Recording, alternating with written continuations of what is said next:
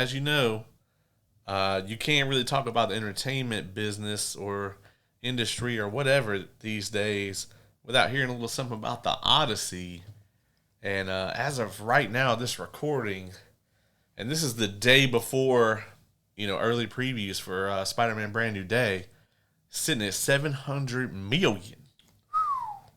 Yeah. Estimates right now put it around a $1.3 billion finish, depending on how much of a hit it takes from Spider-Man. That's impressive. Depending on how much the Tom Holland and John Bernthal movie takes, and Zendaya, movie takes from the Tom Holland, John Bernthal, and Zendaya movie.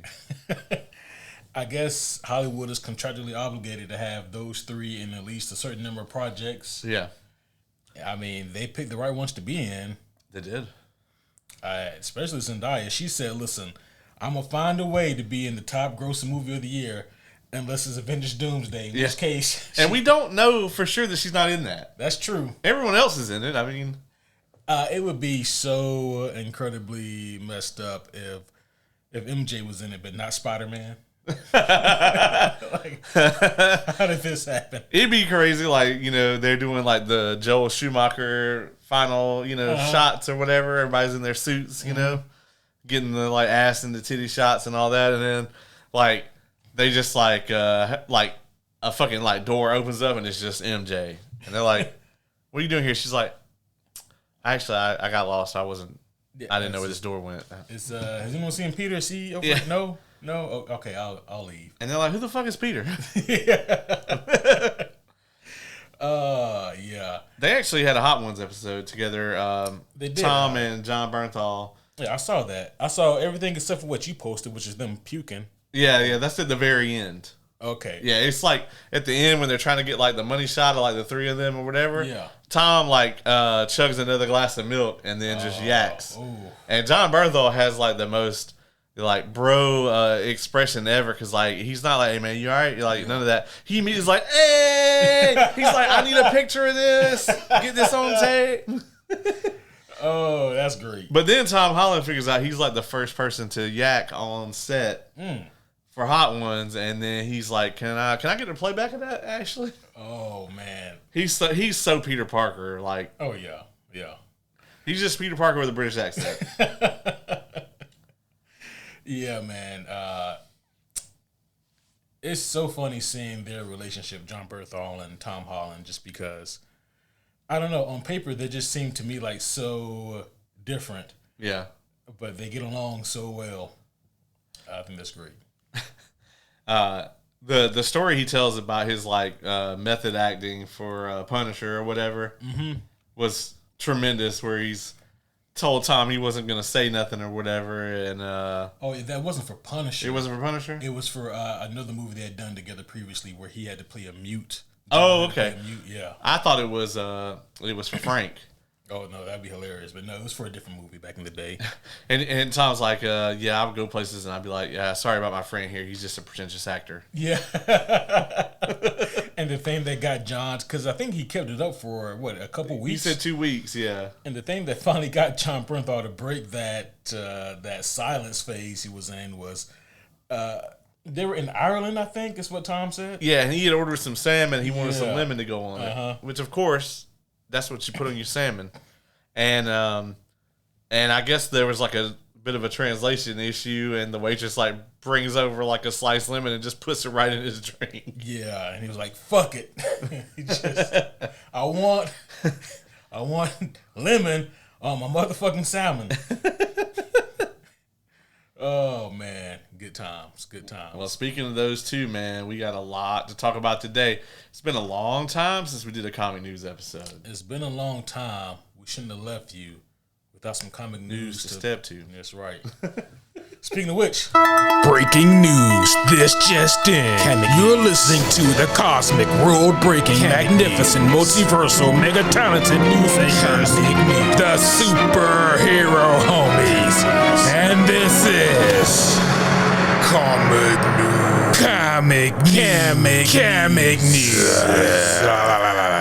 How long has it been since you get to press that button? It's been a while. Yeah. We've been so busy lately that we haven't really had a whole lot of time to do comic news episodes. Yeah, folks. Usually here lately, the reason we got these long ass cold opens is because we just have to kind of sprinkle the news throughout. Yeah. But today, man, as it turns out, this week we got hit with a little too much to do that, and we really, really didn't want to hit you guys with no 30-minute cold open in front of Spider-Man Brand New Day, Right. which we'll be seeing within 24 hours of right now when we're recording this for you. So tomorrow we won't have any of this shit to go through, and we just get right into what you really, truly care about. Some Wet Boy. Wet Boy Jr. But, you know, while you're, I thought at first I thought you said Wet Boy, and I was like, is that what the kids are calling it these days? I mean, he's stooping all over the place. He is, yeah. He's sticky. Yeah. I mean, you know.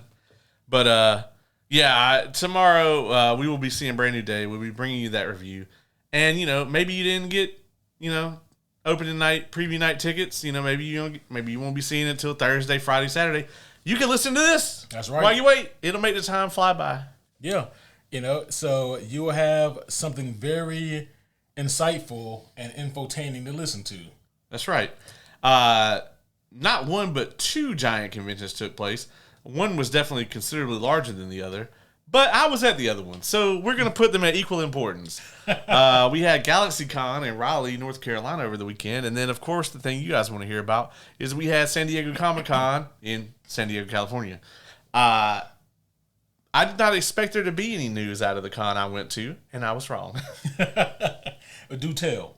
As we all found out, Rosario Dawson, as her character Claire Temple, actually, from the Defenders verse, actually filmed a scene for Brand New Day, but it was cut from the final release. So it is clear that Marvel does have plans for her to bring her back, but unfortunately, the Claire scene, it did not make the final cut of the movie. But this is the first time that's been revealed. Yeah. Yeah, that was, I thought, a really interesting tidbit because it's been so long since we've seen Claire, because she wasn't even in Netflix Daredevil Season 3, was she? No, I think the last thing that she would have been in would be Luke Cage Season 2. I think so. Yeah, because she was in Defenders. Yep. Luke Cage Season 2. I don't think she would have been in Season 3 of Jessica Jones. No, I don't think so. And if she was in Season 2 of Iron Fist, I've trauma deleted that. Right. So yeah, which is fair. That is fair. You got to actually meet Rosario Dawson. I got to meet Rosario Dawson twice. I got to have a little conversation with her, get her to sign my dope ass metal plate that I have that's got her and Anakin fighting on it. And then I got to meet her very briefly. You know how these photo ops are. Very briefly after that. I did not think she was going to grab a hold of me like that. Bro. And she also complimented on my dope-ass Andor shirt that I had on. But, yeah, you know, I was not expecting any of that, and I wasn't mad about it. As a matter of fact, I don't think I, said anything for about 2-3 minutes after that. Yeah. I'm not saying I was jealous, but, you know, it should have been me. I mean, cool, you know, yeah. It happens. The world's greatest co-host. They can't resist. Yeah, sure. Yeah. I'm so happy for you. Yeah. Yeah, man. I appreciate that. Yeah. But she was there. Vincent D'Onofrio, Hayden Christensen. Interesting. This is not really news, but while we were there, so where they had Rosario at was right next to Vincent D'Onofrio's table. Mm-hmm. Kingpin, for those of you who aren't following. And this dude who literally, if you saw him on the street, you'd be like, is that Charlie Cox? Literally, winner of the Charlie Cox lookalike contest came up. And, Vincent D'Onofrio was incredibly pleased with this. He thought it was amazing. The only reason I knew it wasn't him is his beard was a little longer. It's about your beard. Okay. Just a little longer than you ever. Yeah. Charlie Cox usually got the clean. Right. You know, right up on the face. Mm-hmm. But he had another inch or two, a Kratos kind of. Right. Between a you and a Kratos. Yeah. On the beard length. And that's the only reason you could tell it wasn't Charlie Cox. Wow. But yeah, Vincent D'Onofrio got a huge kick out of that. That's great. Otherwise, it looked exactly fucking like him. And I would have took a photo of it, but I was trying to talk to Rosario Dawson. So yeah, and that's also fair. Yeah. Yeah. It happens. Yeah, I too would also talk to Rosario Dawson. Yeah. I got to talk to a couple other folks. Brian O'Halloran. I don't know if folks aren't familiar with him. He's in like Clerks, Mallrats. Yeah. He was most recent thing he was on. He was on season 3 of The Floor, a very popular game show. I don't know if you have any fans of The Floor out there in the homieverse other than me, but should have talked to him for a while. He was a very cool guy. He seemed like it in the picture. Yeah, man. We took a bunch of photos. Kofi Kingston. Yeah. Got to that. We didn't plan to do that at all. We actually, it's just like Friday night. We were kind of gonna go head back to the hotel, and we just kind of walked by his table, and he's standing there talking to some fans, I guess. And it didn't look like a transactional thing where a lot of times you pay, take the photo, go out there and be somebody, get the fuck out of here. He looked like he was just kind of shooting the shit. So I was like, man, what? When we're gonna get another chance to just holler at Kofi real quick, right? And so we just kind of waited for him to finish his conversation, and then started talking to him a little bit, and I name dropped a couple people that I know he knows that I know. Shamelessly, I don't care. I mean, I don't push that button often, but it was Kofi Kingston. When you get the opportunity to push it, yeah, not everybody can press it. I got it. I don't press it a lot, but I saved up my presses for Kofi, and we sat there and kind of shot the shit, and he took 90 pictures with us, and we just kind of sat there and talked about wrestling for a little bit. Hell yeah. I asked him, a question about his plans for the next couple weeks, and I will do him the favor of not saying what he said, because I'm pretty sure that they don't really want that broadcast to the millions and millions. Yeah, little does he know he told the world's greatest co-host. Yeah, he didn't know that he was telling me, so I'm gonna keep that between me and Kofi and Oz and the people I'm gonna tell. Yeah. So, guys, what he said was spoiler. Yeah. Good job editing that. Thank you. Yeah. That's dope as hell. I did see a clip of Kofi from GalaxyCon. Yeah.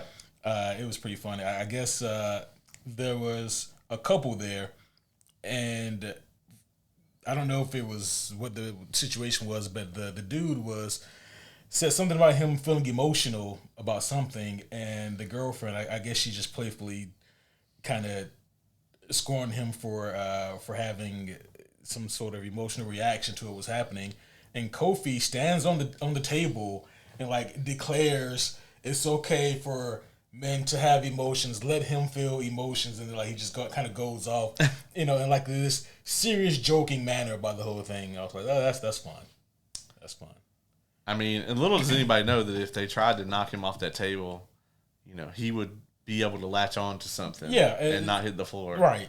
He specifically trained his entire life for this. Absolutely, yeah. You're not gonna get the best of him in that situation. No. It's like fighting Obi-Wan Kenobi when he has the high ground. Yeah. Why would you even try? Yeah.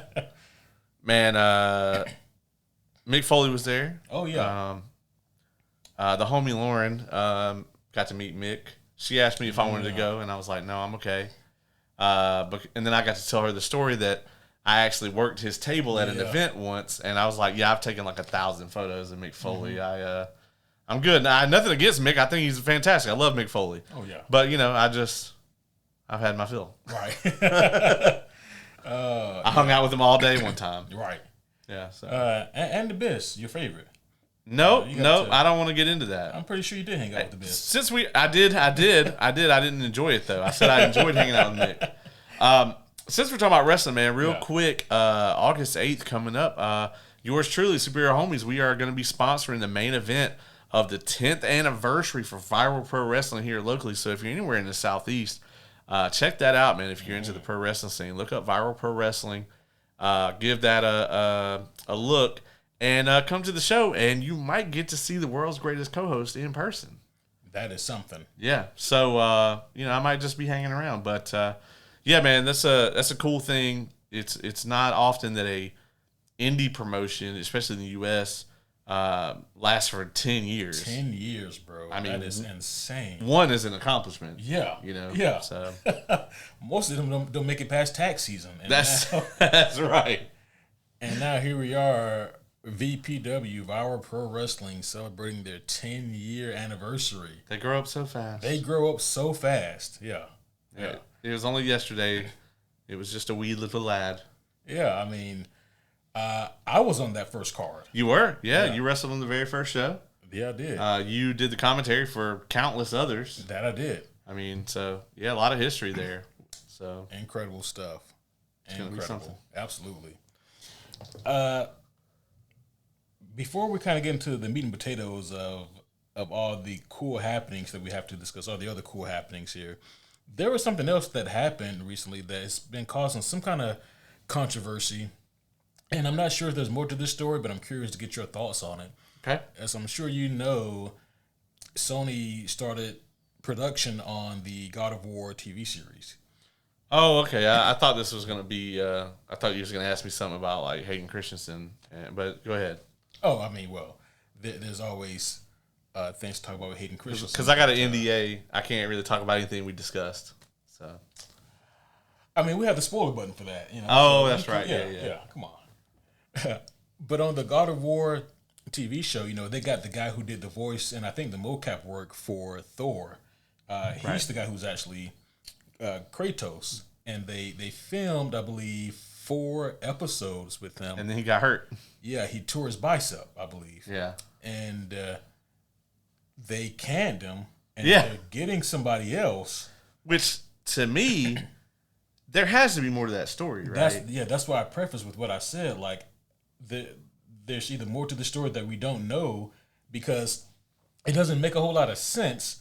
Why would you can someone for getting hurt like that when you've already filmed so much content and this is your lead? I mean, unless the bicep tear is like so awful that like, he's going to be unable to work for like 8 months or something. Mm-hmm. I mean, in that case, I guess, sure. I mean, but still, it seems like casting the lead for your, franchise show that's supposed to be this huge deal doesn't seem like it's just a throwaway thing that you could just recast him. Yeah. And you're throwing away 4 episodes worth of production work and filming and shooting. Right. And now you got to go back and do all that again with somebody else? This dude had to have been on thin ice anyway. That's what I'm thinking, right? Something had to be amiss. We haven't heard anything from him yet that I'm aware of. But it's just unfortunate because you hear about all the things that these artists have to do, and this guy had to do a lot of those really strenuous things too. Like the workout regimen, he put on approximately 40 pounds to play Kratos, which is pretty insane. And, a lot of that surely had to be muscle mass, and it just takes a lot to put on that kind of mass on your frame to get ready for a shoot. And you do all that work and all that preparation, and then I'm assuming he was doing a stunt when maybe his bicep got torn. I don't know. It could have happened offset. We don't know. Yeah. But he could have been in the gym trying to pump that iron. Yeah, could have been. For the show. Yeah, for the show. Yeah.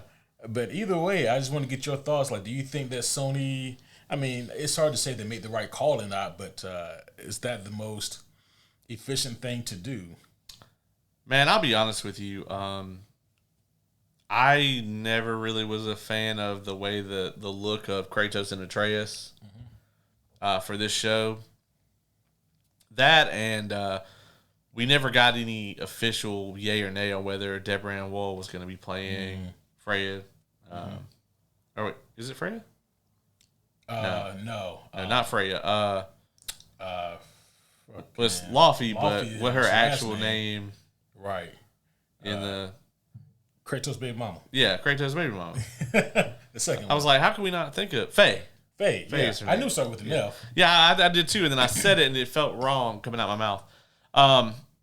Yeah, and I was like, man, if they don't get her, then that's the deal breaker for me, and it really is. Either way, like regardless of how this turns out, if they don't have her for the show, I'm out.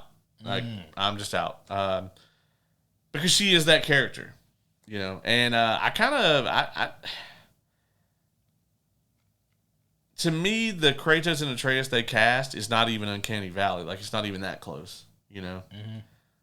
It just never felt...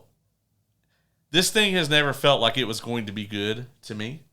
So I'll be honest, I'm kind of checked out already. I would love to be wrong. I would love to be X-Men 97 level wrong and it just be like next level. Yeah.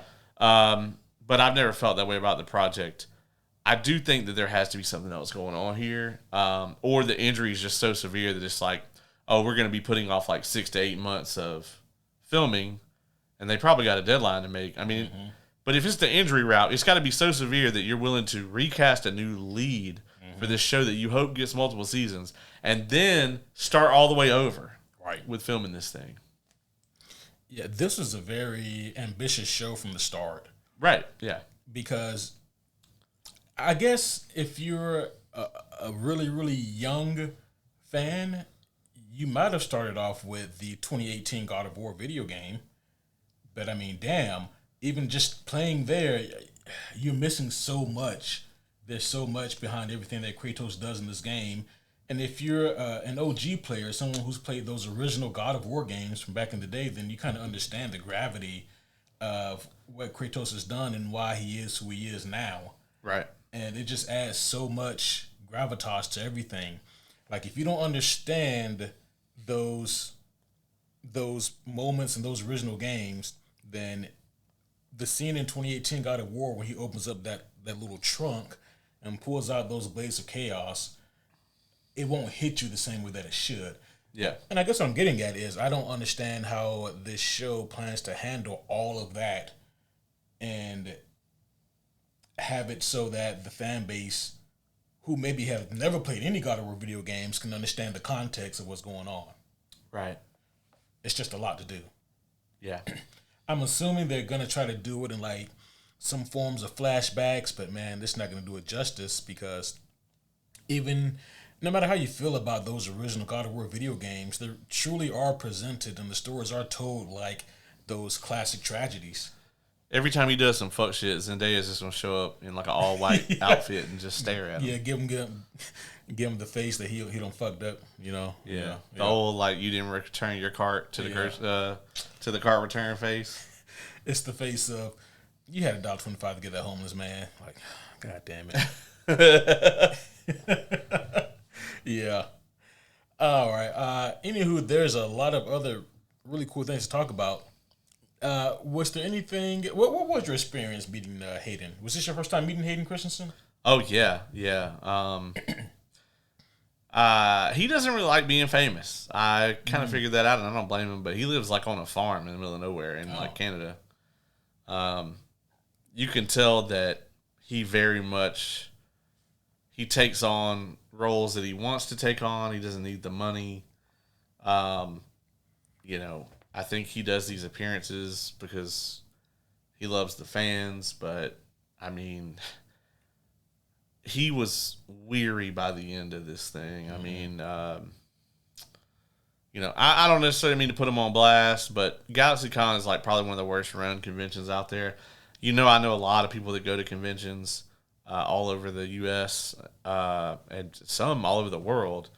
And I'd never heard anything but bad stuff about GalaxyCon. And I will say that it's way oversold. It's, there should probably be like a third less tickets sold at this thing. Wow. They have all these like pay to win, like VIP kind of packages where like, oh, you can meet all these celebrities, but like if you don't want to wait 2 or 3 hours per person, then you can buy our VIP badge for a lot more, and then you have your own dedicated VIP line. And even then, the building is small enough to the point where they have tape on the floor about the area of this room, and if you can't fit in that, whether you have VIP or not, you can't get in line. Wow. Because they have to keep all the walkways clear for the fire marshal or whatever. And I was like, well, the other thing you could do is like not let like 10,000 fucking people in here. Yeah. So it's very much. I mean, don't get me wrong. I think most cons are to an extent money grabs. But like this one's like not even. It's like a difference between like, okay, well you buying this game and they got like, well you can buy like the deluxe edition for $10 and it comes with like the soundtrack and some skins versus like a EA game with a bunch of loot boxes and FOMO shit in it. Right. You want to get the end of the game, get the deluxe edition. Yeah, like you go to fight the final boss and like a screen just pops up. It's like, put in your credit card now if you would like to see the ending. Like, motherfucker. It's incredibly like nickel and dimed. It's overcrowded.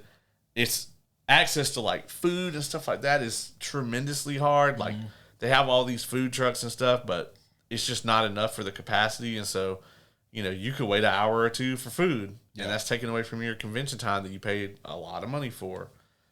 But I will say, in terms of Hayden, man, I felt so bad because he had 4 different autograph signing blocks, and there's no telling how many they sold. Like, it may have been 1,000 for each block. Yeah, like some astronomical number, right? He also had 14 photo op sessions. To me, that's unheard of. That is insanity. Yeah, I mean, when we go to DragonCon, most of the time, the people that are there, they're going to have like 2, 3, 4 photo op sessions a day, tops. This dude had 14 in one day. 2 of those were team ups with Rosario, which I got one of them. But like the way this man was shuffled around, I had an 11:30 signing with Hayden. They sold a 10:30, 11:30, a 4:30, and a 6:30. Yeah. And I got my signature at 7:15 p.m. Wow. Yeah. And when I saw him Friday night at his panel, he was very cool. Nice little one-on-one kind of sit-down conversation. Very friendly. He even I'm pretty sure that this dude is never going to need Bluetooth for the rest of his life. It was a guy in the front row with like had a red lightsaber. Yeah. And like Hayden got it from him and he did the thing. Shit. And then handed it back to him. No. And I was like, that's a goated moment. Yeah, absolutely goated. Yeah. And and someone caught it in like slow motion too. It was amazing. But that's incredible. He was like very lively or whatever. And then when I saw him for the photo, he was still very, very much there. And the homie Lauren has wanted to meet Hayden her entire life, and she was like crying. He gave her a big hug and everything. He's just a super nice guy. But like, then I went to go get in line for the signing, and he had to leave and go do some more photo ops. Yeah.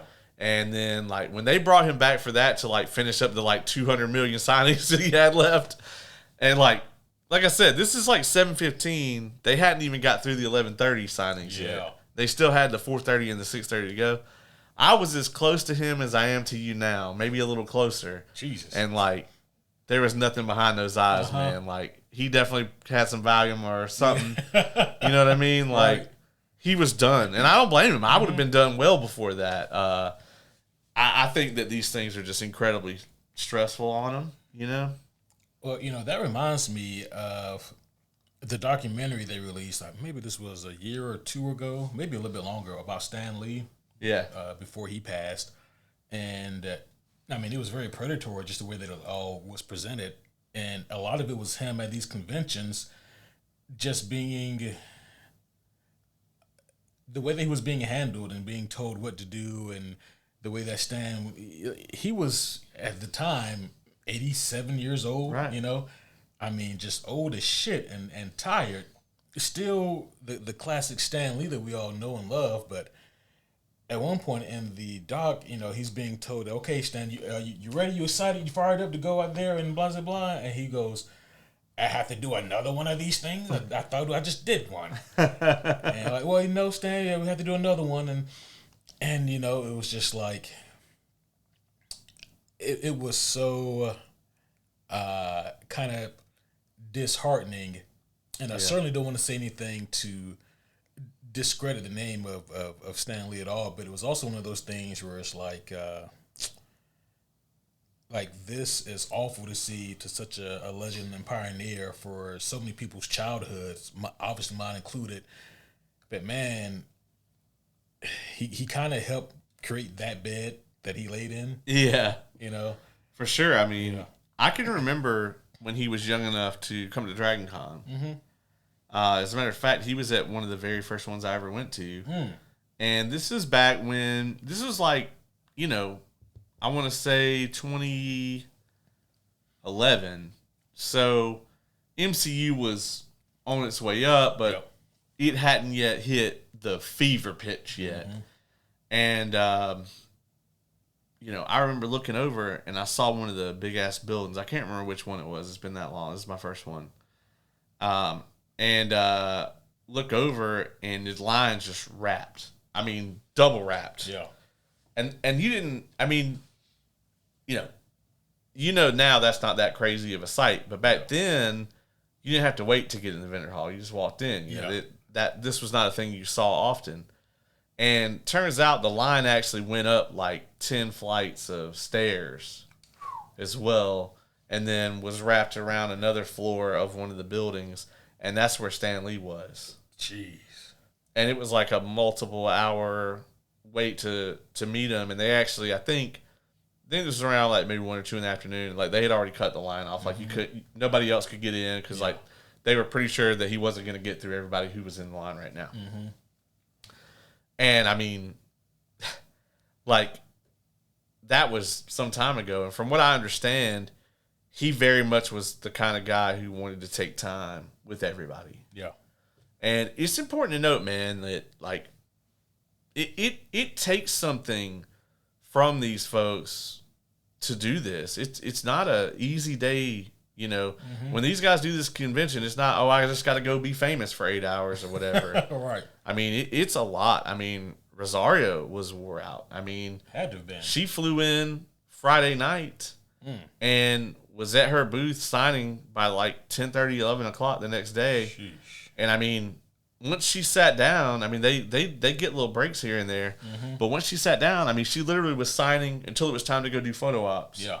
Did all this photo ops, came back to the booth, signing. And I mean, you don't get any break. I mean, it's like, okay, you next person, and then you got another stranger in your face. Mm-hmm. Tell me when the last time you had to interact with like 2,000 strangers in a day was. Like, yeah. I mean, maybe if you're like a cashier at a grocery store, and I don't want to do that either. Right. Like, and if you are, you know what I'm talking about. This is just hard. Yeah.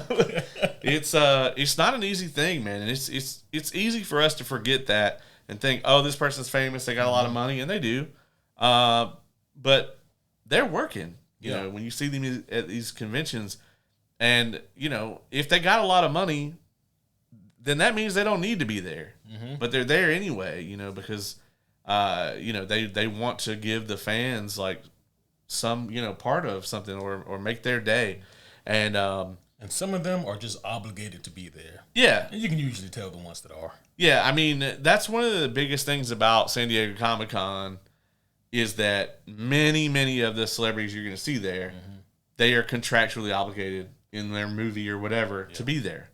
And that's not to say everybody out there is, a problem, but I mean, nobody was contractually obligated to be at GalaxyCon. You know what I mean? Which is why I was kind of shocked Vincent D'Onofrio was there while SDCC was going on. I was like, well, they're not doing a Daredevil panel. Can't be. Yeah, so, but GalaxyCon had one. It had him and Rosario on. Yeah, I mean, they had both of them. They better do one. That's right. Yeah. We did not get a Hayden and Rosario panel. I was going to say, that's another layup, but they didn't. I know, yeah. I guess for whatever reason, I think, she wasn't there Friday. Okay. And Hayden's agent was there. Yeah. And that woman is very good at her job, and she is on it. Like, I'm pretty sure they lay out like every millisecond of his trip. It's like he's got to do this and this and this. But yeah, man, by 7 o'clock at night, he was like just kind of zoned out. I bet if you are really excited to meet fans and you just love feeding off that positive energy, if you're a celebrity, I imagine that maybe your first time doing that is so thrilling and maybe a bit of a high. And by the end of the first day, I'm sure you're exhausted, but you're probably thinking, man, that was kind of great. He's been Anakin Skywalker since 01. Yeah, I was going to say like 25 years. Yeah. Surely at this point, he's experienced the highs of the highs in that regard. And I mean, at this point, he's just got to be doing it for the love of the game. You also got to remember all the negative feedback that he got from a lot of the OG fans when he did those movies. He didn't really act or go to any cons or anything for a long time. It wasn't until Celebration 2016, which I also ironically happened to be at, that he came back out and started doing fan conventions. And I think he really was just kind of overwhelmed by how positive, like how much like our generation really loved him and like his performance and how important those movies are to us. To where you'll hear somebody now say that, just openly say that they think the prequel trilogy is the best trilogy. And like, that's not even considered that hot of a take anymore. Yeah. Whereas like 10 years ago, that was blasphemous. Oh yeah.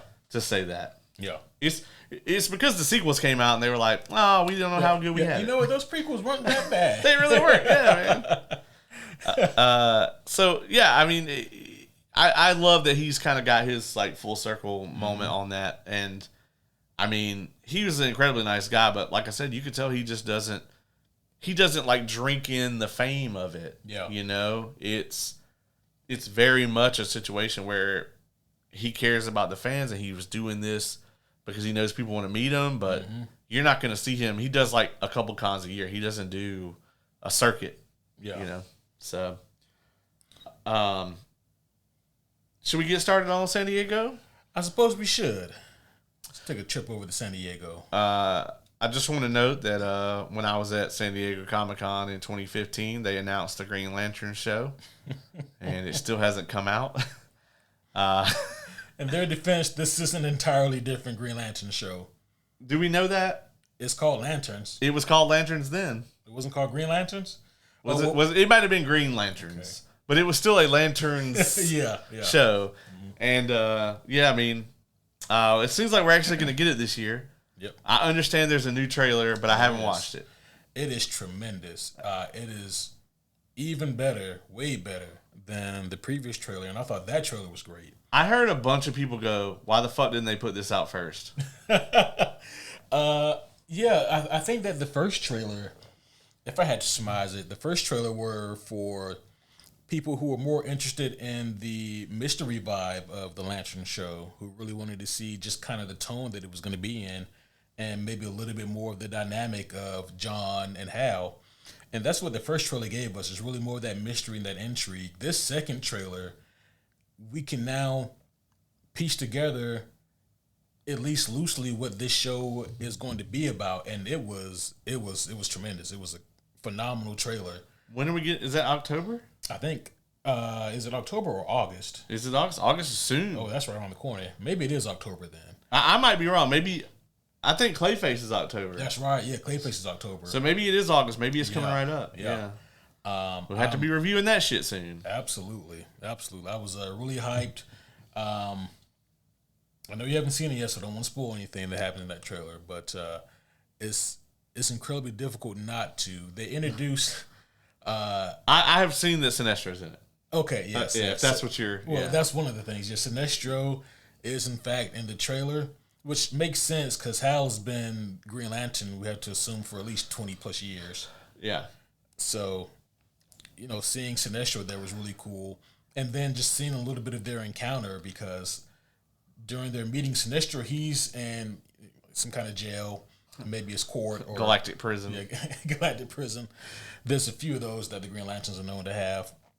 But when Hal goes to visit him, the part of their conversation that we get, Sinestro says to Hal, in reference to John, he's not your partner, is he? And Hal says something like, no, he's my replacement.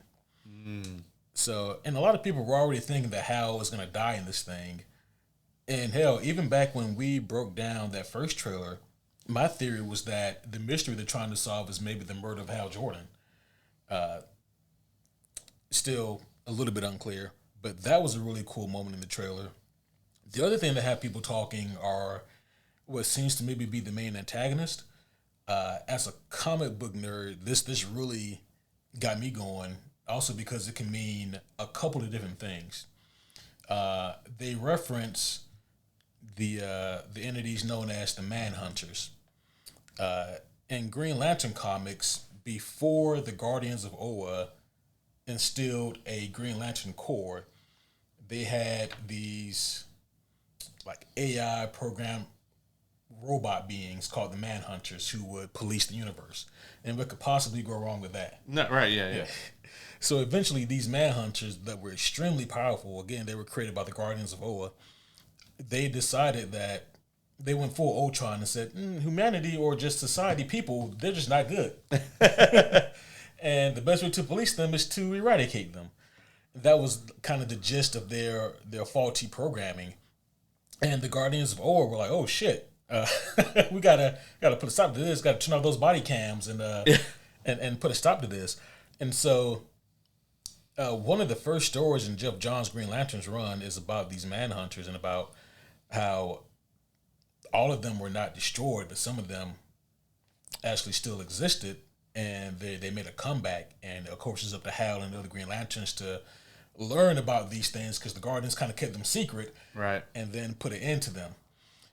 So that was a really cool story arc there. And again, these things are immensely powerful, and so if those are going to be one of the main threats in this show, I think that's incredible. But then the other thing that people were thinking, and myself as well, is what if it's a bit of a red herring, and they are Manhunters, but not in the sense of the Green Lantern comic book run, but they're Manhunters in the sense of like the White Martians, right? Who were, of course, not to make things racial, but those goddamn white beings just be evil as fuck. Every time. Every goddamn time. Yeah. The way they mistreated all the green Martians. Even in Invincible. All the time. But of course, in Martian Manhunter lore, the green Martians, which were traditionally the more peaceful Martians, were at war endlessly with the white Martians, who were more bloodlusted and more rage-filled. And the idea is, well, what if instead of building the Manhunters like they do in the comic books, what if the Guardians of Oa had some kind of deal with these white Martians? And they're the ones who are kind of a antagonist in this show. Right. Because at one point, we do see like a shot from behind of what looks like a Manhunter. But some people have noted that it looks like it kind of shapeshifts a bit. And that's not something that the android Manhunters from the Green Lantern comic books can do. Right. So if it is shapeshifting, then it does lend credence to the White Martians. Yeah, to the White Martians. I do have a qualm. Mm-hmm. I've seen several shots, and even in the trailers I have seen, of Hal in the suit, and it like looks like worn or dirty or whatever. Yeah. That shouldn't happen. It shouldn't. The suit's a projection of the ring, and it shouldn't ever be dirty unless he wants it to look that way. Yeah, you are correct, and it's one of those things for me where if the show with these trailers had presented itself to be more not up my alley, then it would bug me a lot more. Right. But it is a valid critique because, as you said, there's no reason for a suit to look like that. They almost present his Green Lantern suit as if it is something that is just hanging up in his closet, which it kind of is. Right. Instead of something that he just, as you said, conjures with the ring. So that's a little interesting. Yeah. Yeah, I don't love it. I guess, though, if they want to say that they have Green Lantern outfits, that's fine, too. Because if you think about it, if Green Lantern's in the fight and he gets knocked out, technically that would mean now he's just butt-ass naked. So, I mean, it fixes that little conundrum, I guess. Call Dr. Manhattan and have him move that lamp. Oh, no. God damn it. Okay, well, speaking of some stuff on the other side of the aisle here, we got Black Panther 3. Ooh, boy. Yeah, Ryan Coogler himself came out, announced Black Panther 3. It's got a release date for 2028. December, I believe. December of 28, which means it's kind of, I guess, the tent pole that December seems to be for Disney, and I guess also now for Warner Brothers. Tends to be like the kind of tentpole movie thing. July and December seem to be very popular. A lot of people go to the movies during the holidays now. Yep. But and honestly, you can thank Force Awakens for that. I mean, obviously, there's always been holiday movies, but Force Awakens is the biggest American box office ever, and Disney definitely took notice of that. Yeah, I don't really care to thank The Force Awakens for anything, but yeah. It's still the largest U.S. box office ever. So I mean, America's done a lot of dumb things. Oh yeah, I know. I'm just saying the math is the math. I'm not saying that the movie's good. I'm just saying the math is what it is. The numbers are what they are. So we kind of were thinking, we had M'Baku up there, and everybody's like, all right, cool, man. Black Panther 3, we about it, yeah. And everybody was thinking that maybe like Denzel Washington would come out because he's been heavily rumored to be in it. Yep. But then Ryan Coogler's like, hey, by the way, I want you guys to meet the new T'Challa. Yeah. And brought out David Johnson. Yes. And I'll be honest, man, you're not going to please everybody with this thing, but I think this is absolutely the best case scenario. It's other than Chadwick Boseman coming back to life. That would be the best case scenario for so many reasons. Yeah. I think that David Johnson is a tremendous actor. It's hard for me to say if this is the best case. Just based off what I've seen him in, I know he's got the range. I know he's got the chops. Just because I haven't seen him in anything like this, I don't have any doubt that he can't pull it off, Yeah. My concern, if any, doesn't lie in the casting whatsoever. I know there's people out there who are a little upset about the casting for whatever reason. Maybe they just haven't seen enough of him, or I don't know, or have someone else in mind. My concern is with what are we going to do? And that's kind of always what my concern has been, unfortunately, since the death of Chadwick, which is what are we going to do here? But I want to focus on the positive right now. We'll get to the potential downsides of what the MCU could be cooking with this. But I think that he's a tremendous actor, and with whatever he's given, I think would be tremendous. I'm so glad that it is still obviously Ryan Coogler. It's going to be his baby. Right.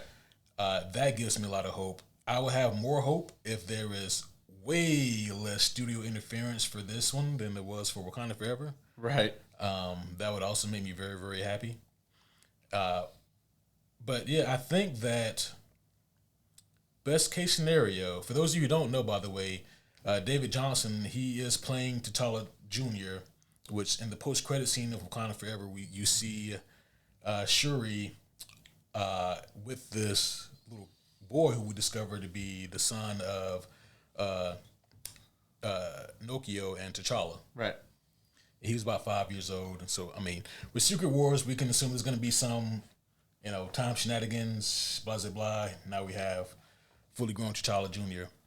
Do you think that we're going to see his T'Challa in Secret Wars, or will we see him for the first time in Black Panther 3? I think it depends on if Dr. Doom creates Battle World. Right. If he does, then I can completely see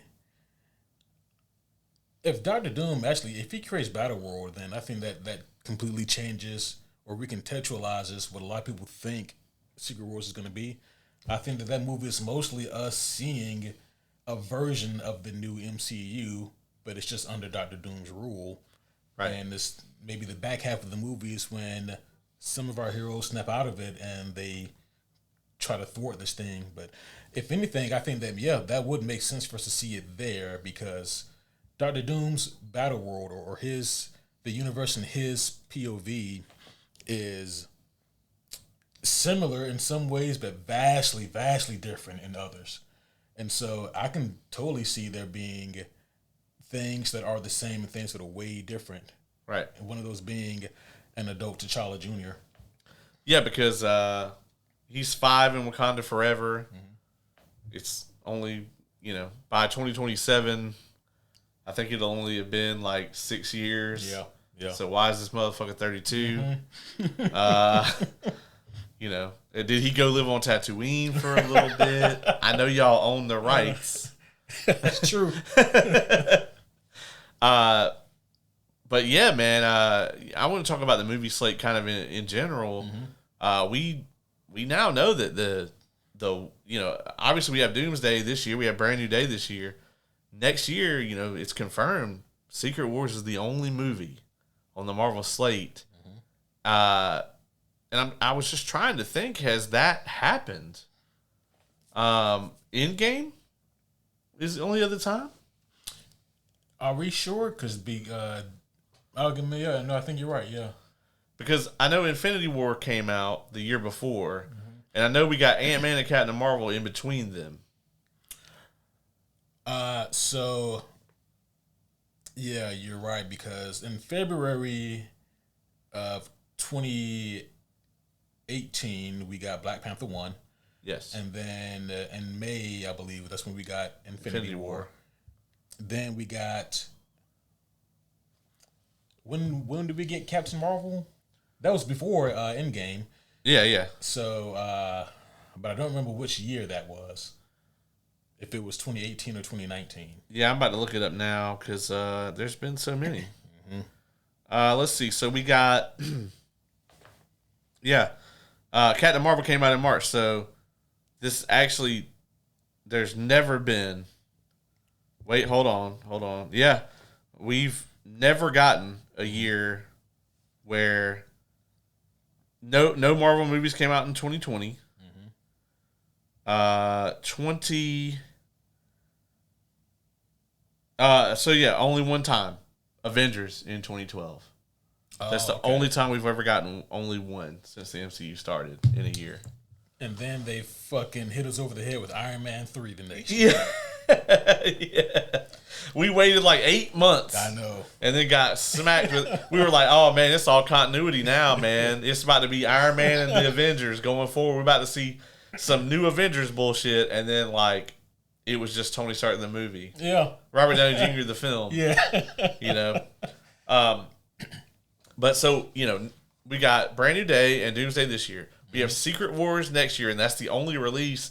And then the following year, so that'd be 2028. Yep.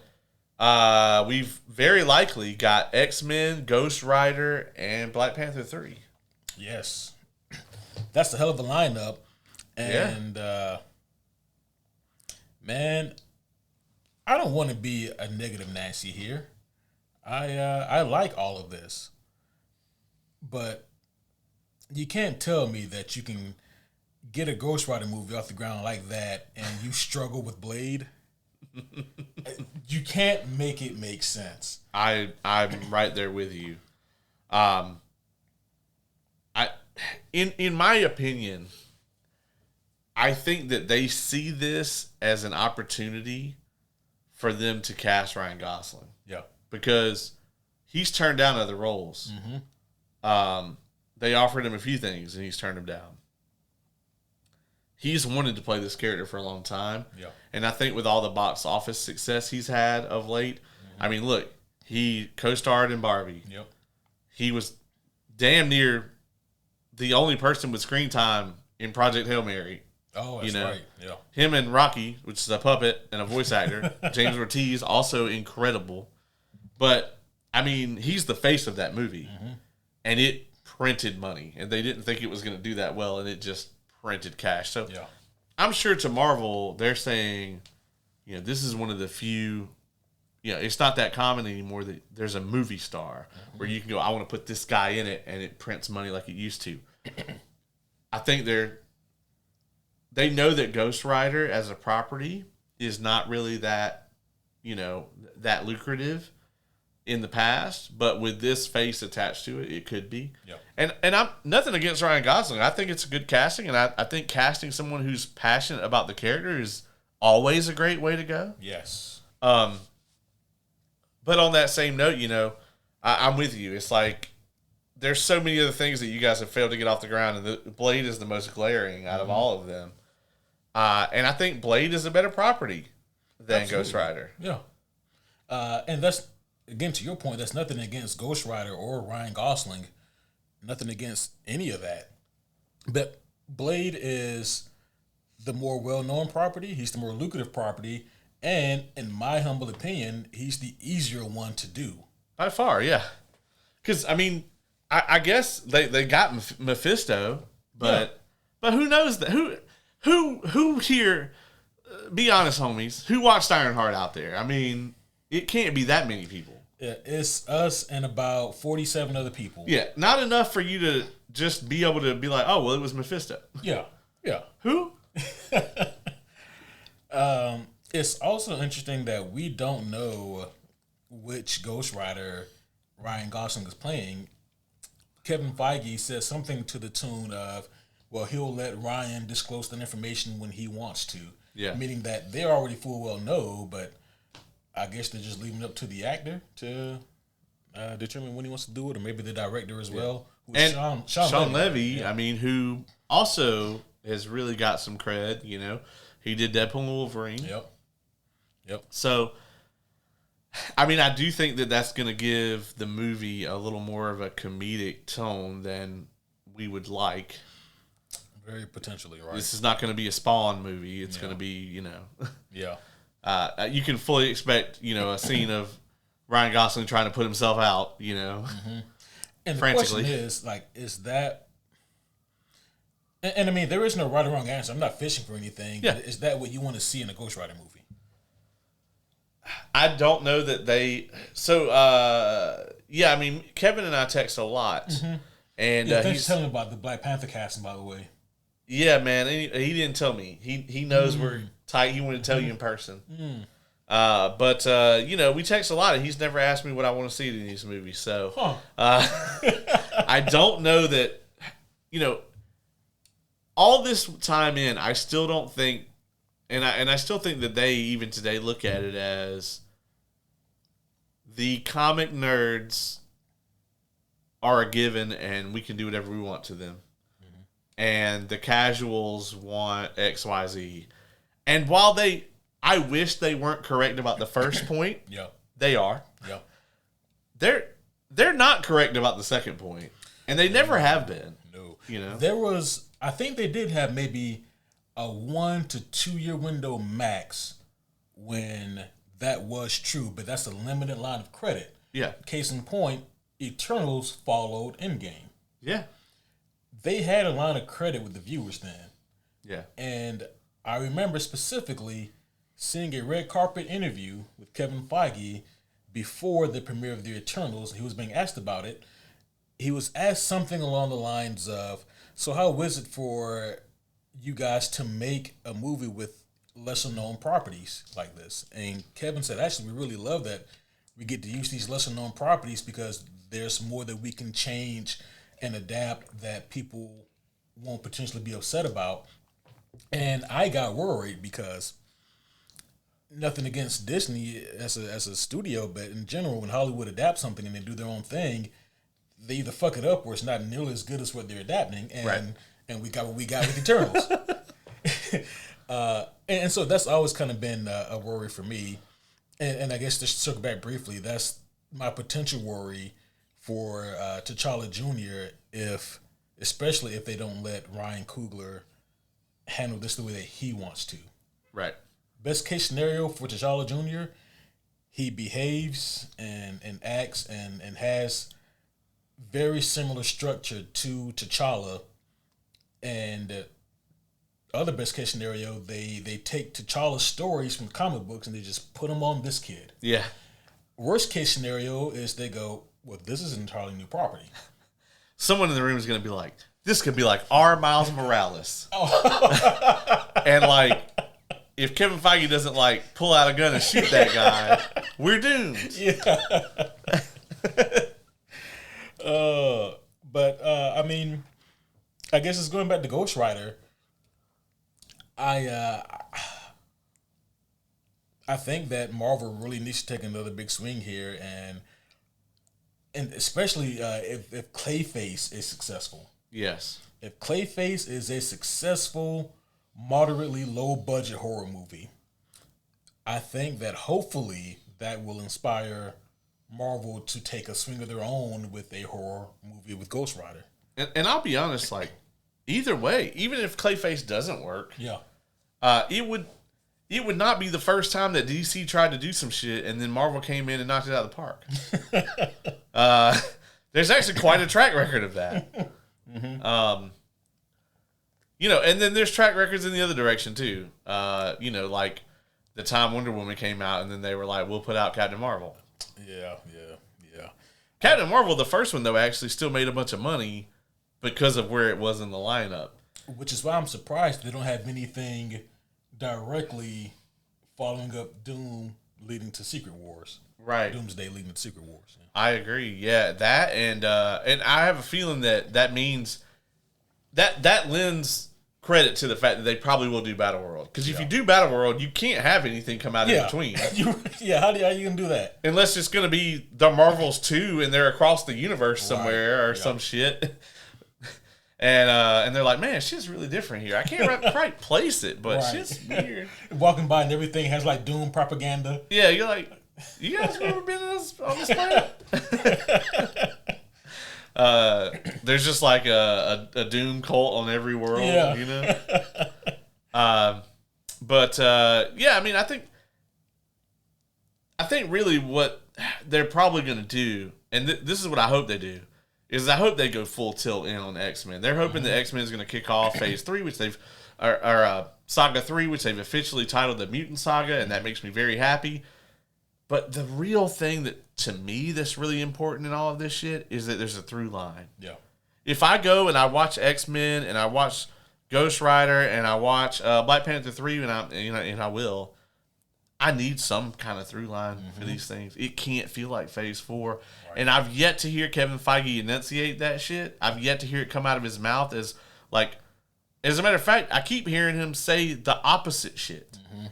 You know, I heard him in an interview the other day.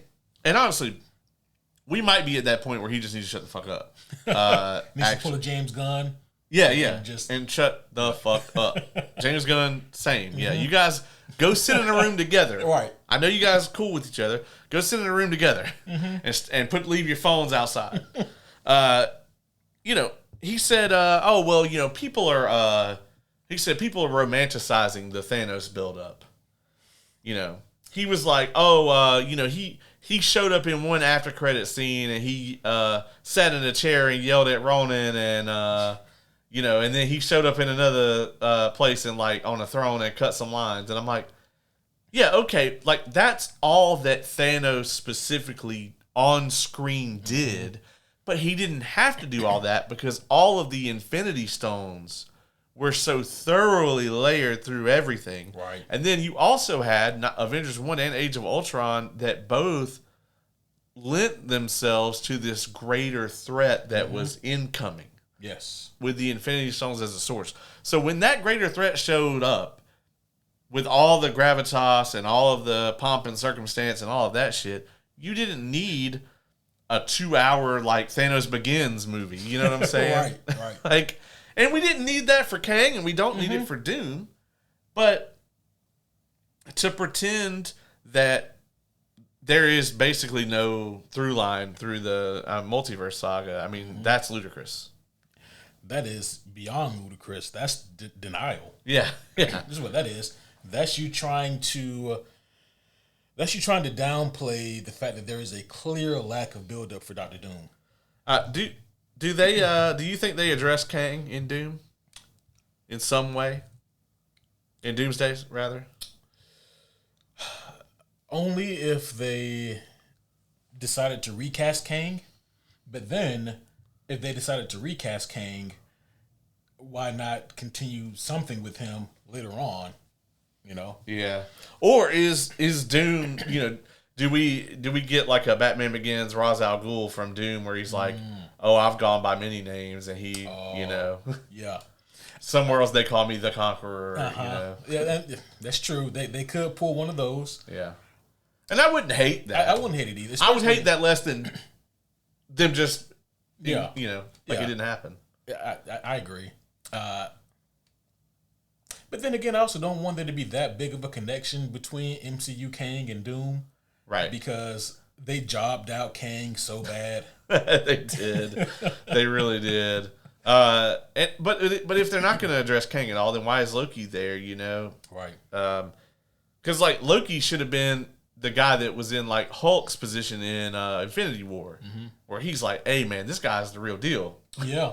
Fuck out of here." And then Ant-Man's like, "I beat him in a fist fight." Right. Well, yes, it's true. I think it kind of goes back to something you mentioned on the Doomsday trailer review that we did, where like the threat isn't Doom, the threat is the incursions, and they're both clearly threats, right? But I think that since Marvel, they know that they don't have the cachet with Doom right now because the casuals don't really know who he is, right? Especially in reference to the MCU. I don't think a lot of the casuals even know that we're supposed to have like an intense rivalry between like the Fantastic Four and Doom. I mean, you can tell by the trailer that they're not really banking on that. I think that what they could have easily done though is give us one of those offshoot movies that we got, right? Could have been the Eternals. There's no reason for the Eternals to take place firmly within the realms of the 616. They could have taken place anywhere. Right. And that movie could have ended with them thinking that they succeeded, then a fucking incursion happens. Yeah. And then people wonder, like, what the fuck was that? Yeah. And then, like, there's other ways that you can do to have a through line or to have a breadcrumb trail that leads people to understand, A, what an incursion is so you don't have to explain it. B, they get to see it in action. And then C, they get something to be excited about because, okay, how do our heroes stop these incursions? And phase one, they used Coulson a lot, going into, from Iron Man 2 into Thor, they just had the quick after credit scene of him going out to find the hammer. Mm-hmm. That's it. That's all you got. I mean, it was very easy for them to lay these little breadcrumbs, and I think they underestimated how much that helped to them. Right. Because to a comic book fan, we went, oh, Thor is next, fuck yeah. Mm-hmm. To someone who really liked the movie they just saw, casual, they go, what's up with the hammer? Yeah. And maybe they go home and look it up, or they're just really excited for the next movie. I think they've lost sight of that. Yeah. I mean, I think it's both sides. Like James Gunn, no post credits for Supergirl, Yeah. And the post credit for Superman didn't really say anything either. Nope. So I think they're really losing sight of what made the Infinity Saga special, and I very much hope that they get a grip on that shit before the Mutant Saga, because I really, really, really need this one to be good. We cannot reboot the X-Men again anytime soon. This was a thought or a theory that I had years ago. I'm talking back when Disney first acquired those Fox properties. My thought process was post Endgame, you can put the Avengers on a cooldown, and if they wanted to, they have the cachet and the IP to just focus solely on mutants if they wanted to. Yeah. And there's plenty of X-Men threats that you can build up to be the big bad of that phase. Right. It doesn't have to be Apocalypse because of how physically similar people may think he is to Thanos. Right. I mean, there's Mr. Sinister who you could do. There's, obviously there's like various Sentinel threats. There's Bastion. Yeah. There's Nimrod. Like you got options. Yeah. You got Onslaught. You got Galactus. Yeah. You got just a ton of options that you can choose from. Mole Man.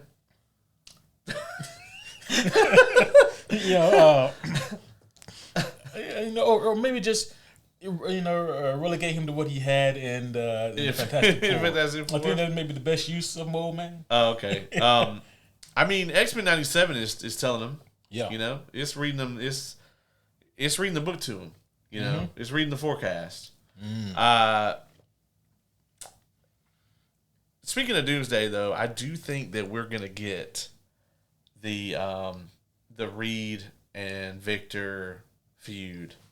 Maybe not as in depth as a spotlight, but I think that as the movies go on, I think like as Doomsday goes into Secret Wars, I do think that they are going to focus on that.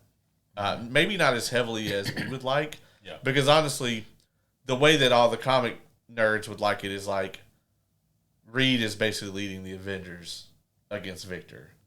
And that's just not going to be the case. Yeah. But I do think that at a bare minimum, I think that we're going to get at least one not great guy, Steve Rogers, in this thing. And that's going to be interesting. And I think that Thor is going to be definitely in a leadership role because he's like the last one of the big three that's necessarily left. Yeah. And he's also insanely powerful. Yes. But I think that Reed is going to be right there with him. I think Thor is going to bring the brawn and Reed's going to bring the brains, which is an exciting thing to be thinking about. But I do think, I know at Comic-Con, part of the footage that they showed, and if you consider this a spoiler, they're going to show it before the movie comes out. But apparently they get to some like field of like all this destruction and they have a scene in there with Reed and Victor, and Reed turns and he's like, "Did you do this, Victor?" Yeah. Yeah. And that gave me a lot of hope for like, that kind of theory that we've kind of been leading into is that Victor comes with the Fantastic Four as like I'm going to help you guys fix this shit. And then it goes very poorly for everyone else except for Victor. Right. So I believe we do know for a fact that there is some kind of history already between Doom and the Fantastic Four, right? In this universe, in their universe. Yeah, at least some kind of history. Yeah. Because they had the empty chair, Latveria, all that. Right. Yeah. We just don't know the extent of what that relationship is. Well, he babysits their kid. I mean, you good? Yeah. It's just. It's in the movie. I don't think I mean, babysit is a strong word. He's playing peekaboo with him, So, like, in the court of law, though, like, they might call that kidnapping or attempted kidnapping. No, he didn't take him anywhere. We don't know. Well, we don't know. I think that maybe there was an attempt. Look, man, the MCU has had enough child kidnappers. There's been a lot of that. Yeah. We see how well it worked out for Gore. Yeah. Not Gore the God Butcher, but Gore the the child kidnapper. The child kidnapper. Man. That's another, like, dude could have been like an Avengers level threat. 100%. And then they just... Yeah. I mean, literally one of the best Thor stories ever in Marvel Comics. And they fucking gave it to Taika Waititi, who fucked it all the way up. Proof that you cannot outact a terrible script. Because if Christian Bale can't do it, then nobody can. Yeah. Can't do it. He would have been a tremendous Gore in the right hands. Yeah, 100%. We did get some Brand New Day, although, it was coming out in a week. Right. John Bernthal came in and apparently showed an extra fight scene or something. Because I almost said we're like days away, and we're hours away from watching Doomsday. 24 hours from now, we'll be in the theater. Crazy. I didn't need to see or hear or know anything else about Brand New Day. I haven't even watched the latest footage they've put out. I'm past the point of like I'm sold on this thing. I haven't looked at any reviews of it. I mean, they literally already have our money, so it doesn't what are we doing? Yeah, they quite literally already have had it for months. Yeah. So yeah, I mean, we'll see. Yeah, it's always interesting when they do things like that because, I guess to kind of paint a picture, right? Remember when the Odyssey came out. I saw it on Thursday, with the gang and whatnot, and then I went again and saw it the next morning, Friday morning, and when I went to get my ticket, I specifically went at a time that I knew wasn't going to be crowded for Odyssey. Right. It was like 11:30 showing. Great time. I mean, it was like still half packed, which I was like, man, you motherfuckers need to go to work. But we're trying to watch Odyssey, damn it. Yeah, God, what are y'all doing? And like I was thinking, man, it's like, you know what? I might just run it back, do the same thing with Brand New Day. And so I looked up tickets for it, and for like the same time on Friday morning that I saw Odyssey at, I mean, it was like damn near, it was like 70% sold out. Yeah. And I'm like, y'all motherfuckers really need to go to work. It is estimated as of right now that it's going to do, in North America, it's going to do upwards of 260 million opening weekend. Jeez. And 600 to 800 global. And if it only one movie in the United States has ever had a 300 million opening, and that's Endgame. And so this thing is gonna, if it has that opening, it's gonna put it in Infinity War territory. Yeah. And then you also got globally. I mean, if it hits close to that 800 mil, it'll be one of the largest, if not the largest, global openings ever. Boy, I think Endgame made like $1 billion in a day or some shit like that. I almost said a bad word.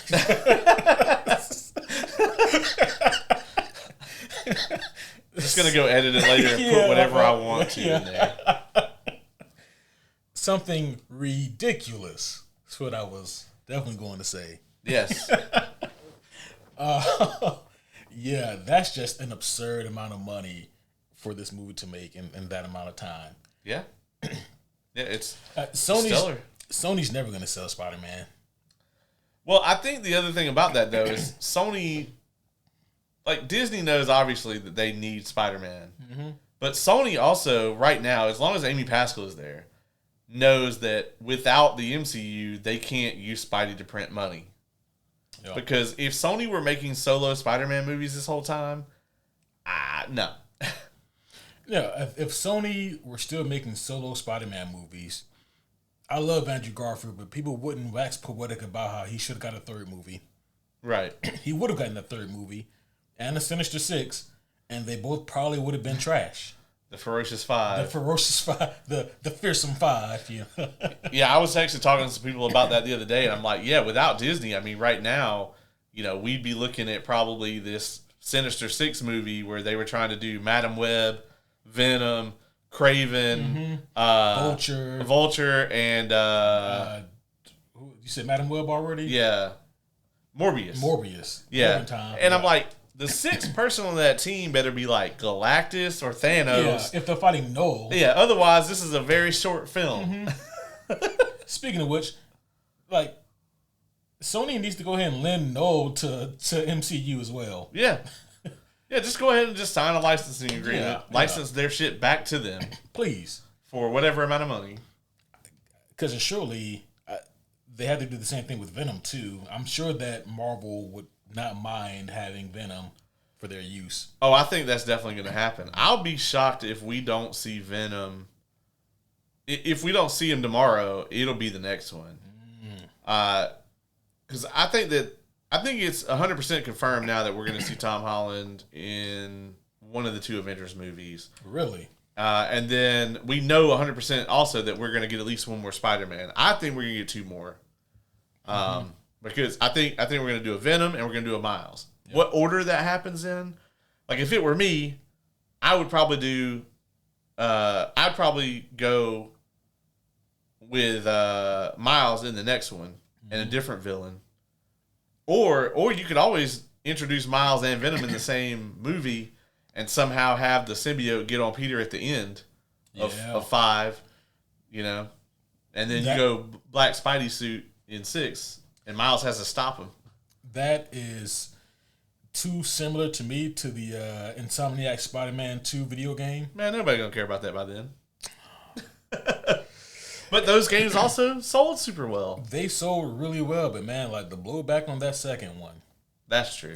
And some of it, as a fan of those games, some of that is very deserved. Well, yeah, I mean the movie probably longer than the second game, so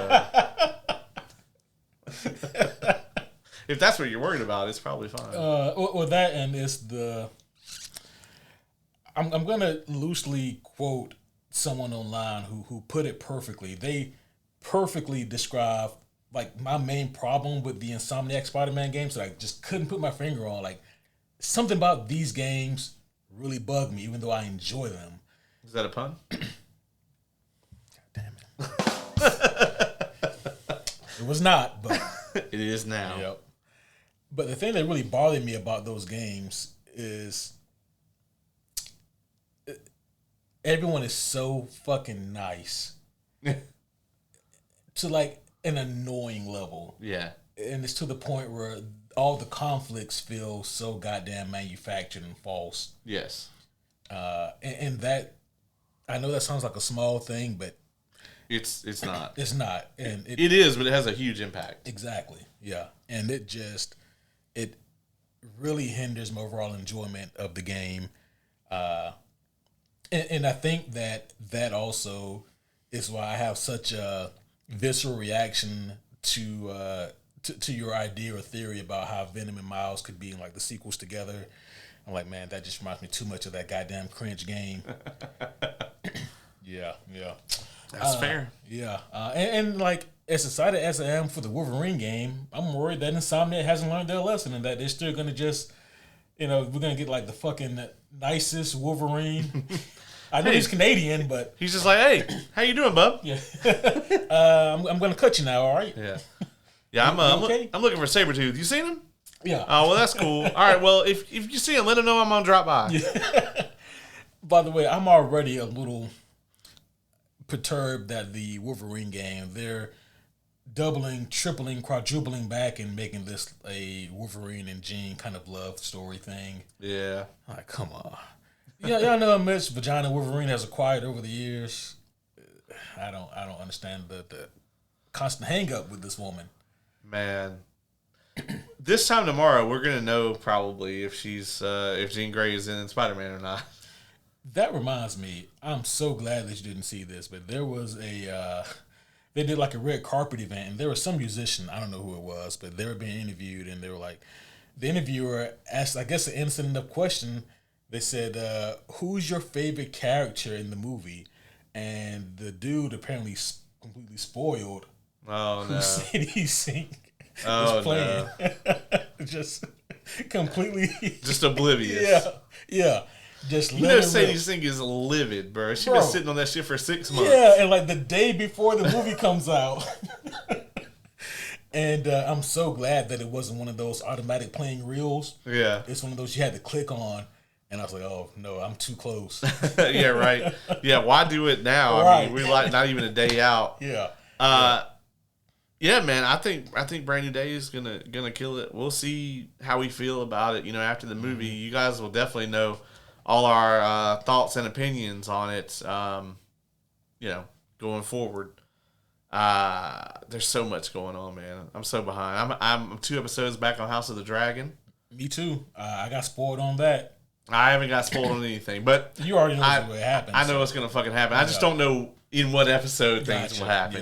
So the internet couldn't wait to talk about this shit, and I'm like, I'm still gonna enjoy seeing it, but damn, I wish I didn't know. Speaking of, man, it's a momentous day. We need to jot this down. It's today the 28th. It is July 28th. Yeah. So Brandon finished the Mistborn script today. Oh, the shit. Screenplay. Yeah. Oh, damn. Yep. Hell yeah. Yep. Turned it in to Apple, and then they put it in their like movie machine, and then like it just pops out. The movie just pops out. Yeah. So I'll be honest. If I'm him or really any of these other anybody else looking to like put out an original IP, I'm shooting for 2028 or 2027 rather, because 2027. Yeah. Because we only got that one MCU movie. Right. So and what's DC doing movie-wise in 2027? They got Man of Tomorrow. That's right. And that's the only thing that we know of that's on the slate, right? Batman 2 won't be until next year. Yeah. Till February of next year, yeah. We might get a I think we're supposed to get Creature Commandos. Oh, season 2? Okay. But that won't be a movie. Yeah. So the only other thing we could get right is Batman. And we're not getting that shit anytime soon. Right. I mean, we're probably gonna wait if we're still guessing that we're gonna get anything else from DCU. That's got to be 29. They're not gonna come out with 2 Batmans in 1 year. No. I wouldn't complain, but no, they wouldn't do that. No, yeah. So either they're already making that shit and it's just super under wraps and they're gonna get it out next year. Yeah. Or is there anything else that happened at San Diego Comic-Con that we need to discuss that we didn't? Well, there's Denim Suit Deadpool. Yeah, the Denim Pool. We also found out that there's going to be 11 minutes of extra footage in in-game Encore. Okay. And they're kind of framing it to tie right into Doomsday. So if you guys are wondering whether it's worth it to go see that, I'm sure we'll be there opening night to watch in-game in the theater again, and we'll tell you guys all about it in our review of in-game. Yes. When does that drop? I think it's like October, November. It's like a month or two before. Okay. Yeah, our in-game Encore review Encore. I swear, these motherfuckers say Countdown to Doomsday. I'm going to say DC should sue. Yeah, absolutely. Yeah, absolutely. Man. So we also got Haley Atwell confirmed to return. Oh, okay. I didn't know she confirmed it. Yeah, she was on stage. Okay. At Hall H. I wonder though, is Haley Atwell gonna be playing? Is she gonna be playing her character from the MCU from 616, or is she gonna be Captain Carter? Captain Carter, yeah. Or both. I'm fine with just having her Captain Carter cameo. There's a lot of alliteration there from Multiverse of Madness. Yeah. She had the best death. Did she get chopped with her own shield? Yeah, cut in half with the shield. Yeah. Yeah, maybe the cleanest death, like the most pain free of all the deaths. I don't think Black Bolt felt anything. That's true. Yeah. Yeah. Except for stupid for the for like a millisecond, he was like, "Man, that's dumb." And then he was dead. I don't think he felt nothing. Yeah, that's true. Probably not. His whole brain just immediately went to mush. Yeah. I don't want to talk about that scene right now. I have a real love-hate relationship with that entire scene. Yes. Yeah. It was cool in a vacuum, right? But you kind of hate it. Nobody. I don't know anybody that's like, "Hey, man, I'm just chilling watching some Multiverse of Madness right now." And No.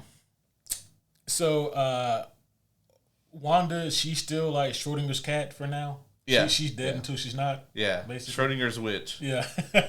Yeah. But yeah, we got Ryan Reynolds. Don't know that confirms him for the movie, but it does confirm that the MCU will definitely be telling us about that scene that you keep insisting was just a throwaway line that's never going to come up again. That I pray is just a throwaway line. It's definitely not. They just did it in Hall H. Deadpool does a lot of shenanigans that don't mean shit. No, dog. Robert Downey Jr. was involved in this. Robert Downey Jr. also made that shitty Dr. Dolittle movie, all right? Okay. I'm just telling you, man, they're going to pay that off. It might be in Secret Wars. Especially with Thor being serious again and seemingly taking like the front center role. I really don't need it now. I didn't need it before, and I really don't need it now. I'm telling you, man. Secret Wars, we're gonna get like. Man, fuck this shirt I'm wearing. All right, I'll take this. There's no way that Deadpool and Wolverine are not in Secret Wars. I mean, yeah, they for sure are. Yeah, they're definitely gonna be in that shit. Yeah. Probably some of the X-Men that aren't in this. Mm-hmm. Storm, Rogue, Right, Jean, yeah. Yeah. Well, I mean. That's assuming that. Oh, fuck, yeah. You're just assuming. Yeah. You mean like. I was thinking like, the OG. Yeah. Yeah, okay. Is that Famke Jensen? Is her name? Yeah. I always have a hard time with her name. Man, I gotta say, I'm not a huge fan of the James Marsden Cyclops, but his suit is fucking stellar for Doomsday. Yeah, it's incredible. It's one of the best looking comic suits. Like, we could have had all this shit in 2001, like the Wolverine suit, like all that shit. But Fox was, we gotta just put everybody in black edgy leather. As fuck black leather. Hey dog, in 2000, black leather was all the rage. It was, yeah, yeah, it really was. Everyone credits the Matrix. I think Blade set it off. That's true. And it definitely didn't help. I mean, you know, yeah, Blade, Matrix, this movie, right. Techno was a thing. Oh yeah. I mean, it all just blended together, you know. Oh man, is there anything else we have on the docket? Man, I don't know. I don't think so. I think we've covered just about everything, man. There's been a lot going on across the board. We're getting to the point now where, you know, there's only a few guaranteed like tent poles left for this year. Yep. Clayface is a big old question mark. Mm-hmm. We know Doomsday and Dune are both going to print money. Yep. We know Spider-Man is going to print money. So it's really going to be a question of like what's next. I mean, we don't know a lot about Disney's TV plans. No. For Marvel beyond season 3 of Born Again, and they don't have anything to share. It's really weird that we still don't know a whole lot about Vision Quest, which is supposed to come out this year. Yeah. Yeah, and like it didn't even get mentioned on the stage. Yeah. Bizarre. Yeah, they just forgot. Yeah. They just forgot. I feel like didn't they already shoot that? Yeah, it's done. Yeah, because I get mild spoiler, but then they get James Spader. Yeah, to play Ultron. Yeah. Yeah. So, in human form, which y'all can put some money into this shit. Yeah, do something. Yeah, I don't know, man. They obviously aren't very excited about that. Clearly not, right? Which is surprising because I'm sure that Agatha all along Coven of House of whatever did way better than they thought it would. Oh yeah, yeah. So you think that they'd be more willing to hit the gas on this? It's Agatha all along, Coven of the Witches of Harkness. Oh, okay, thank you. Yeah, I don't know why I forgot that. Yeah, I don't know why you forgot that either. Yeah. Amazing show, man. They did such a great job with it, and I feel like they dropped the ball on that whole corner of the MCU. Mephisto, I mean, all of that stuff. So I don't know, man. I really felt like they would be kind of capitalizing on this more. I mean, they announced Vision Quest way back when, and it feels like there's been damn near zero hype around it. I mean, well, we can also throw Armor Wars in that same boat. Yeah, Armor Wars has got bladed. Like, yeah. Like, Armor Wars should have been a slam dunk. Mm-hmm. You know, easly could have been. I mean, who looks at that shit and goes, "We're gonna do Ironheart instead of Armor Wars"? Yeah. And it's like you can do Riri Williams, but you can also just put her in Armor Wars if you want to. Yeah, you can do both. Absolutely. But they didn't want to do that either. So Rhodey has been sidelined forever. He's not even really him. I know, especially considering that he's been a goddamn Skrull for half the time. Yeah. Where the fuck is Nick Fury at? In space, chilling with his Skrull wife, I guess. Yeah. This is depressing because now I'm just thinking about either all the shitty shows or the shows that we still don't have. Right. Yeah. You know. Yeah, they've really made a fucking mess of things, and they really got to clean it up. And what do you do with the aftermath of Secret Invasion with giant Drax arm Emilia Clarke? You just say that after Battle World, like Doom saw that shit and he didn't want it in his Battle World, and he just got deleted. Because theoretically, Marvel fucked around and made one of the most powerful characters that they have. Yeah. Emilia Clarke's character, the Super Skrull or whatever, should be able to fuck up most everyone. Yeah. But like, unless it's like the Void, you know, right? And hell, get some of his DNA and then just fucking just integrate Void power. I don't know if you want to do that. That shit sounds real dangerous. Yeah, a little bit. Yeah, but Bob's a druggie, so you know. That's true. Yeah. I don't think I want none of that. No. We haven't talked much about the Sentry and his potential role in Doomsday, because that's the elephant that needs to be addressed. I think Doom's gonna kill him. Oh fucking hell! Yeah, I really do think that the same way that they, you know, it almost instantly let us know that Thanos was not fucking around by having him 1v1 just wreck the Hulk shit. I think not early in the movie, but I think one of the biggest things that we see Doom do, if it was me, is I would have him wreck the Sentry. Like when he finally turns, you know, one of his big first items of power. Because if he doesn't, man, then like why is Thor so overwhelmingly worried? Right. You know, unless he's gonna kill the Hulk, but they already kind of did. Yeah. Do beats on the Hulk. The Hulk has been through a lot. That's one thing I'm hoping for tomorrow, man. I really hope that like the Hulk kind of gets his come up tomorrow. Right. But kind of like how much of his come up can he get if he's going against Spider-Man? Because Spidey's not going to take the L in his own movie. No. But also, like, feasibly speaking, how does Spider-Man fight the Hulk? You know? You just got to keep webbing him up, man. That's like if I take a spider web and, like, try to entangle you with one. Like, I got you. I'm pretty sure you're just going to be like... Well, his web is strong. It is not as strong as the Hulk. That's what the Punisher's there for. Yeah. For the Hulk, yeah. So, like, what's going to happen is, like, so Spider-Man is going to be fighting the Hulk, and he's going to be running, and the Hulk's going to be chasing after him. And then John Bernthal going to be like, let me tell you something, man. He's going to talk to the Hulk while Spider-Man gets away. Yeah, I think it'd be like, let me tell you something, and then he's going to get trampled by the Hulk. No, like, the Hulk has to stop and listen to what John Bernthal has to say. It's a universal rule of law. Yeah. The Hulk's just like, What does Skull Chest Man want to say to Hulk? He's like, all right, let me tell you something. So, you really got to get some pants for one. Oh, man. Yeah, man, I'm just super excited for Brand New Day. At this point, man, it's so hard to think about anything else other than the fact that we're going to go see Spider-Man tomorrow. Right. Guys, like, the fever pitch is insane. Yeah, and, like, honestly, for me, this is going to sound crazy. I could have waited, like, a little while longer. I'm still riding the high from the Odyssey. Right. And now I'm going to ride it right into Spider-Man. I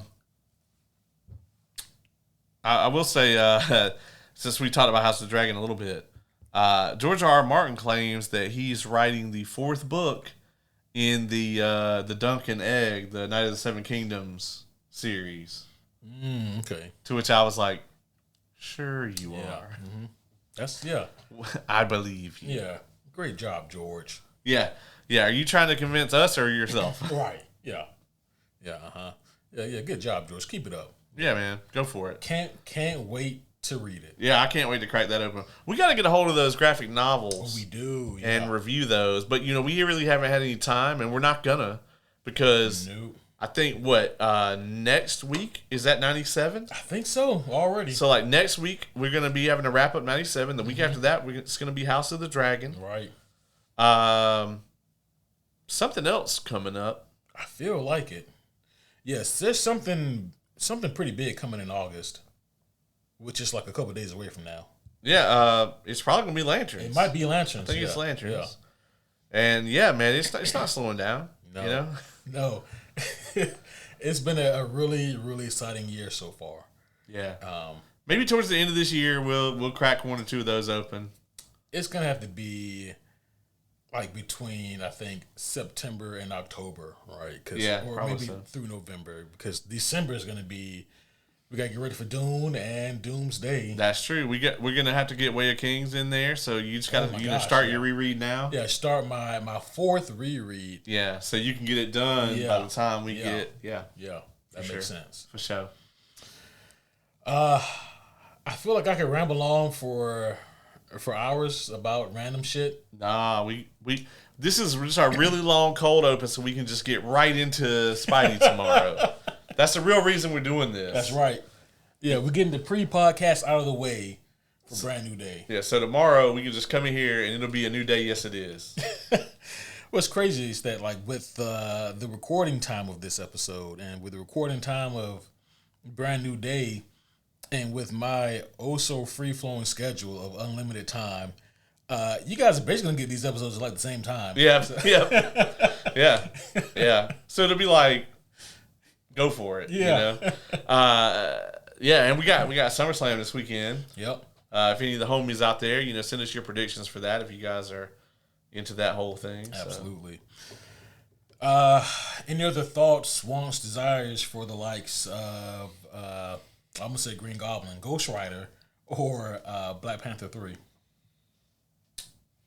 Man, I'll be honest. Like, the thing I want the most from Phase 7 is I want the X-Men movie that kicks it off to be out of control good. Mm-hmm. Ghost Rider could sink or swim. Like, I think he just drives mostly. Yeah, right. But if he does really well, right? Like, let's just say Ghost Rider makes $1 billion. Damn, yeah. I don't think so, but let's just say that he makes $1 million. Like, with the combo, let's just say the X-Men's really good. And let's just say that the MCU just takes off, right? Like, Brand New Day, both these Avengers movies are all stellar. X-Men comes out, it's universally praised. Ghost Rider, a rising tide lifts all boats. Mm-hmm. Ghost Rider makes north of $800 million. They can never have enough of a good thing, so what do they do with them? Do they try to stick Ghost Rider on the Avengers? Like, you know what I mean? Yeah. They got to go for the Midnight Suns. I think a Midnight Suns movie has to be at play. But then they'd be like, well, no, because we have to put Blade in it, and we don't want to go through that. Yeah. They have to. I mean, Oscar Isaac is going to be 55 by the time he plays Moon Knight again. Right. Or they recast him for Apocalypse. Oh, no. Hey, I mean, I would love to see him, get his comeuppance after that bullshit that Fox did with him. Yeah. That was bad. That movie is something. Mm-hmm. So I guess with that being said, just one more thing. Ghost Rider has to be rated R, right? Oh, please. It has to be. Mm-hmm. It has to be. Yeah. Like, I mean, they're going to show his skin burning off his face. They got to. You're right. So, yeah, it's got to be. I mean, and Black Panther 3 needs to have a very serious tone. Mm-hmm. X-Men needs to have a very serious tone. Yeah. I hope Ryan Gosling can pull it off. I'm not saying he doesn't have the range, because he's been in a lot of stuff, but most of the stuff that we've seen him in lately has been, it's been had a lot of comedic elements to it. I mean, he did an amazing job as Grace in Project Hail Mary. That character, like the charisma that he brought to it and like the timing that he did have for it is really good. And he played a brilliant scientist in that. Yeah. And it's a great film, but, it's got a lot of humor in it. Not saying that it's bad for that movie, but it's not right for Ghost Rider, for any variation of Ghost Rider that I want to see. Yeah. 100% for the Ghost Rider movie, they have to bring in Sacha Baron Cohen as Mephisto. I will not negotiate on that. Mephisto needs to return in Ghost Rider. Hell, I'll be honest. I would really like to see him in Brand New Day. Yes. But I think right now Peter is perfect for having Mephisto come in and fuck with him. I'd love to see Ghost Rider in Brand New Day, or not Brand New Day. I'd like to see that too. But I'd like to see Mephisto in Brand New Day. Mm-hmm. I don't think we're going to get that. I definitely need to see him in Ghost Rider. Mm-hmm. And I don't know, man. I don't know what they do with Black Panther 3, like the overarching narrative. You can't really go with like... You can't go Doom War because Doom is the big bad of... Right. Yeah. And, I mean, obviously, it's very clear that they want to paint Namor as an ally. Right. And Namor will probably be all through it. Mm-hmm. So it needs to be a threat to Namor and to Wakanda. Right. And I think they're going to go the route of, like, Shuri is the queen and is, like, running the country. Yeah. And then Toussaint is the Black Panther. Much in the way that it was during Civil War, when his dad was still alive. Right. And I think that's the way they'll go with it. But, what's the threat that you need all that? You can't do like have somebody take over Wakanda and then, T'Challa's like, that's my father's throne, I'm going to take it, blah, blah. That's literally the first movie. That's what happened. Yeah, that's exactly what happened in the first movie. But just to piggyback off of what you said, I also think that Black Panther 3, I think this would be the time that we see both T'Challa and Shuri as Black Panthers. Yeah. Kind of in tandem. Do you want Denzel Washington to be the antagonist? And if so, who would you want to see him play? Yeah, man, I forget the character's name, but in one of those Black Panther omnis by Ta-Nehisi Coates,